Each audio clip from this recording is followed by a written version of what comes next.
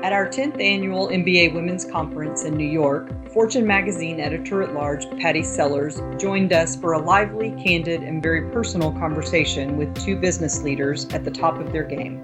Irene Chang Britt, president of Pepperidge Farm and senior vice president, global baking and snacking at Campbell Soup Company, and Kathleen Murphy, president of personal investing, a Fidelity investments company. Very interestingly and very unusually, both Irene and Kathy report to women on our most powerful women list. Now, Kathy's been on our most powerful women list, which is the top 50 women in corporate America.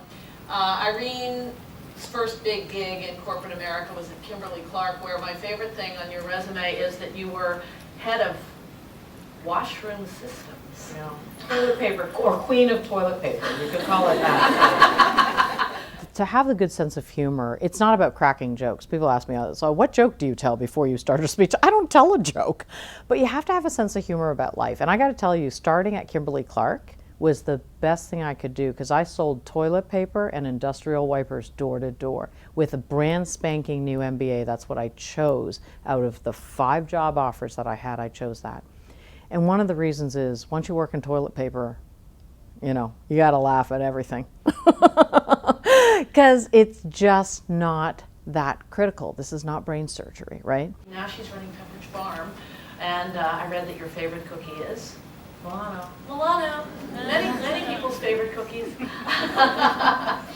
And Kathy is a big wig at Fidelity Investments, where she oversees over 1.25 trillion in customer assets, in client assets, and oversees more than 11,000 employees. Women, I think, oftentimes don't realize how much potential they have, or undersell themselves, don't want to take the risk because they might fail.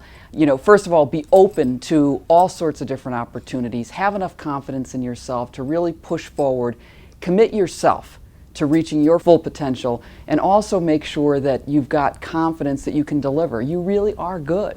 And the quicker you realize that, the faster you'll go. I'll talk about my transition to Fidelity. I went there for a reason, and it's not, you can't make it about you. You have to make it about why you went there and what you respect about what's there and what you can learn from them. So you've got to get underneath what's going on in the company, try to get as much candor as possible, and then understand the business from the perspective of the associate and the customer. So again, at Fidelity, when I got there, one of the best gifts I got early on when I got there is I went to one of our regional sites, phone sites with thousands of people, and they gave me an iPod with 20 hours of customer calls, which I thought was fabulous. And I was doing a lot of commuting, and so I would just listen to 20 hours of customer calls, and then I'd send the iPod back and they reload it. And I still do that 5 years later, because you have to walk in your customer's shoes. And then when I talk with those associates on the front lines and say, I was just listening to a call like that, and let's talk about, and so you build credibility, rapport, but for me, it's also you're learning the business on every single call. You see, there are leaders in business who are very theoretical. Some of them are very successful. And then you see people like Kathy, who's just that practical, I get it, I understand from the very roots rather than from reading a report. And I have so much respect for leaders like that, because they're real people. They feel the ups and they feel the downs, and you can just get that out of their personality.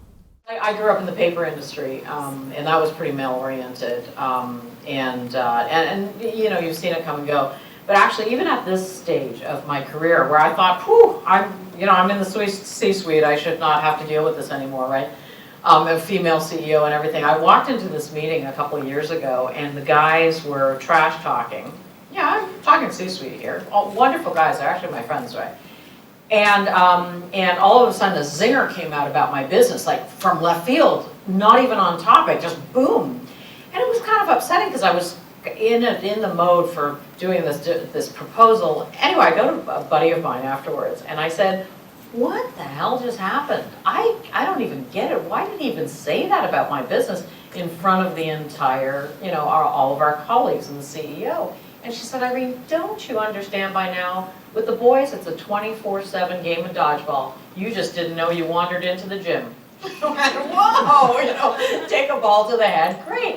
Now, I know my personality. I'm not going to get into the dodgeball game. I'm going to try not to get hit next time, but I'm not going to get into the dodgeball game. I got to figure out the other ways I'm going to work it. I'm going to figure out the other ways I work my relationships and how I represent my business and what do I do.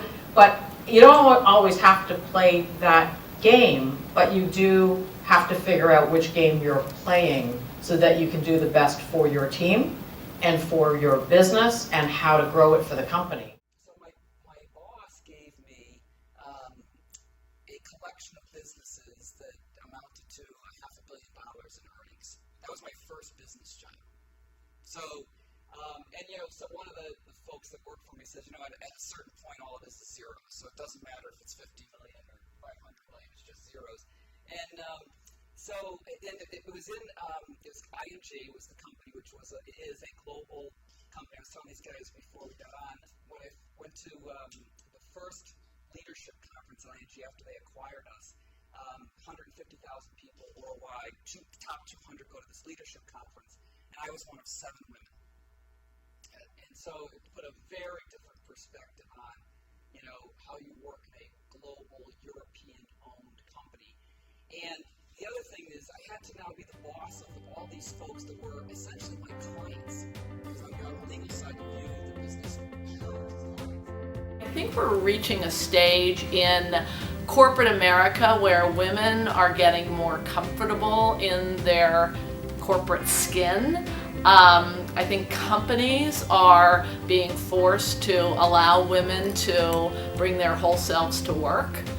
And I think, we actually didn't even talk about Sheryl Sandberg or Marissa Mayer. I'm a little surprised that those 2 names did not come up, but I think Sheryl and Marissa are kind of redefining what the high-powered career woman is, and it's really about being your own self.